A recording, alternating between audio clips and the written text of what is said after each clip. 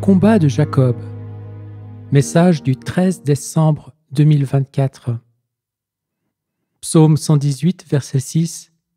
Si le Seigneur est pour moi, je n'ai pas peur. Que peuvent-ils me faire? Et Romains 8, verset 31. Si Dieu est pour nous, qui pourra être contre nous? Mes enfants, le zèle de mon amour pour l'homme est tel qu'il m'impose de placer devant lui ces deux versets de ma sainte parole, car je désire qu'il puisse toujours se rassurer en ma toute-puissance, qui se manifeste dans sa faiblesse. Je désire également que tous se souviennent que mes pensées ne sont pas les pensées des hommes, et je viens les renverser dans la poussière lorsqu'elles sont corrompues parce que désunies des miennes. Mes enfants, pour beaucoup, la faiblesse de l'homme est une tare à combattre, une honte à cacher.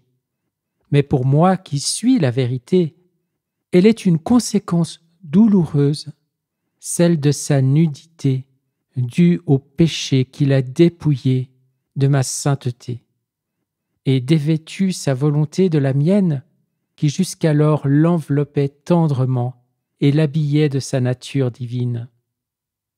C'est dans cette condition de fragilité que tout au long de ses jours, le cœur de l'homme interroge sa volonté. Où est ton aimé qui veillait sur toi? L'as-tu perdu? Où est ton refuge et ta forteresse? Qui t'attend sur ta couche pour te reposer et te choyer? Voilà où en est l'homme dans son exil, livré à la vulnérabilité de sa nature humaine corrompue.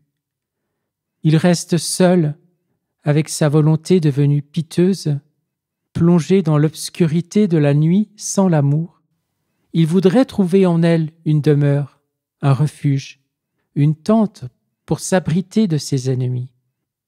Cependant, elle n'est ni forteresse, ni rempart, et n'est plus la couche à laquelle aspire la bien-aimée pour retrouver celui que son cœur aime.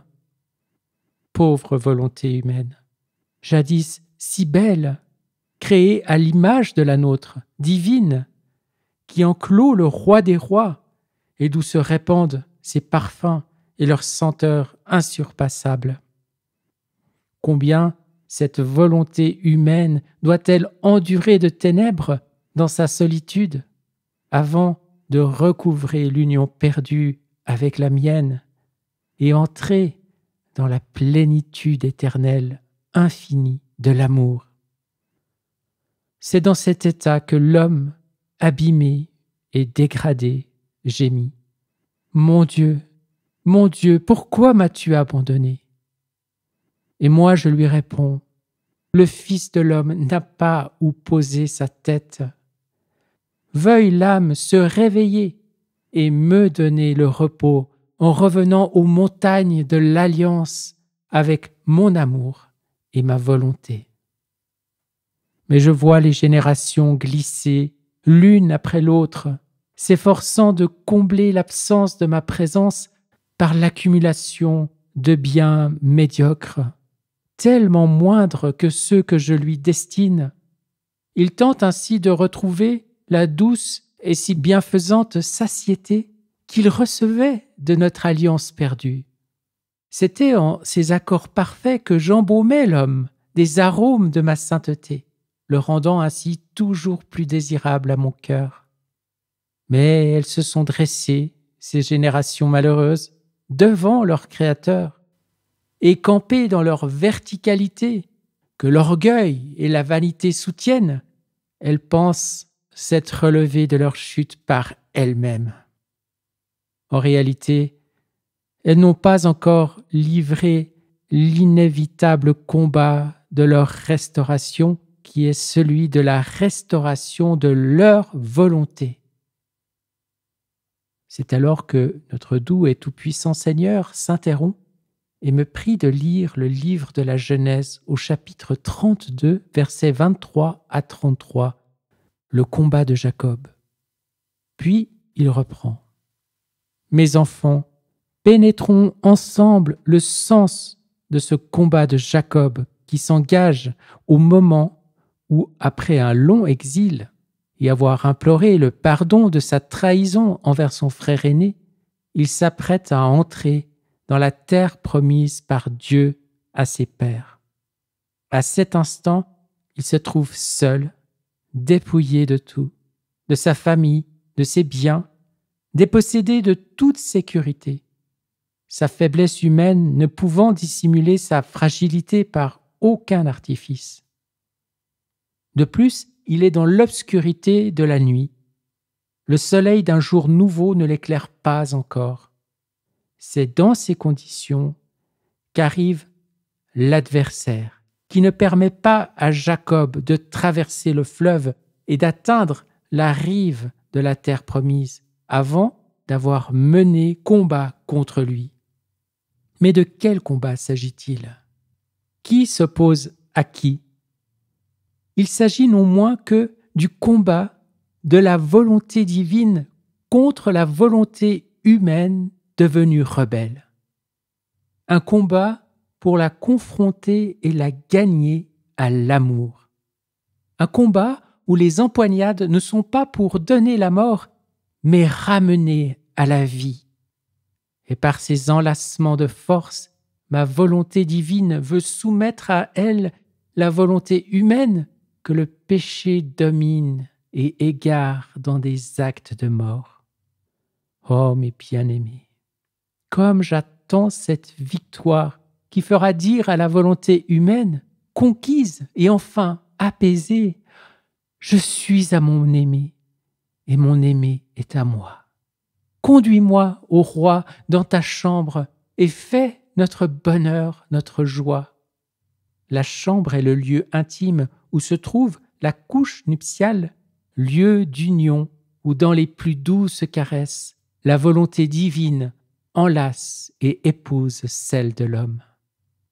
Mes enfants, beaucoup a été dit sur ce passage de l'Écriture, mais aujourd'hui, je désire que les saintes vérités qu'elle tenait cachées en son sein soient dites à la lumière de la doctrine de la divine volonté, pour embraser la foi, affermir l'espérance et encourager la charité de tous. Ce combat est redoutable, car les deux volontés qui le livrent sont redoutables. L'une est divine, incréée et toute-puissante, tandis que l'autre est humaine, créée par Dieu, mais à la ressemblance de la sienne, lui donnant par grâce des caractéristiques divines admirables. C'est ainsi que, sous les traits de Jacob, est révélée la force de la volonté humaine lorsque son adversaire ne pouvait le dominer. Jaugez la puissance de cette volonté qui met en mouvement tout l'être, soit pour son salut ou sa perte, soit pour glorifier son Créateur ou l'offenser, pouvant choisir la mort ou la vie. Voilà pourquoi seule une action divine peut accomplir le grand prodige de sa restauration, car en fait, c'est une seconde naissance qui lui est proposée. Oh, devant ce don si admirable, chacun peut mesurer l'amour de Dieu pour lui. D'ailleurs, n'est-il pas juste de mesurer un amour par les présents que l'on reçoit de lui? Et ne suis-je pas en droit, moi qui ai livré ma vie par amour pour vous, d'attiser en vous l'envie de comprendre cette volonté, afin de désirer toujours davantage sa régénération totale, quoi qu'il vous en coûte? Moi, elle m'a coûté la vie. Or donc, voilà le combat engagé entre la volonté humaine, qui n'est plus elle-même depuis sa chute, et la volonté divine, qui, pour la sauver et rétablir sa nature première, va devoir la blesser, la déhancher, afin qu'elle cesse d'user de sa liberté pour s'opposer à son Créateur et à sa loi d'amour, et que, dans la faiblesse de son handicap, elle cesse de résister à l'esprit qui lui dit « Viens !» Et l'Écriture vous annonce une guérison si totale et parfaite que tout comme Jacob, votre volonté recevra un nom nouveau. On ne l'appellera plus délaissée, on ne la nommera plus la terre de désolation, mais Dieu l'appellera « Mon plaisir est en elle » et on appellera sa terre « épousée ». N'est-il pas écrit « Toi, aujourd'hui, je t'ai engendré et je te connais par ton nom ». Le nouveau Jacob n'est plus un usurpateur, mais il est Israël, celui qui lutte auprès de Dieu, et celui-là peut entrer dans la terre promise. Mes bien-aimés, pour tout homme, le combat est inévitable, l'épreuve inéluctable. Mais encouragez-vous les uns les autres, car l'enjeu de cet affrontement est la réconciliation de Dieu et de l'homme. L'amour est si épris de sa créature qu'il déploie pour elle toutes les extrémités et les excès de sa volonté pour son bonheur. Il céderait tout pour elle. Il est descendu livrer combat en la chair pour l'atteindre. Cependant, n'ayez pas peur. Relevez la tête, car votre délivrance est proche. Puisque Dieu est pour vous, qui pourra être contre vous? Divinement, je vous aime et je vous bénis. Je suis Jésus-Christ en gloire.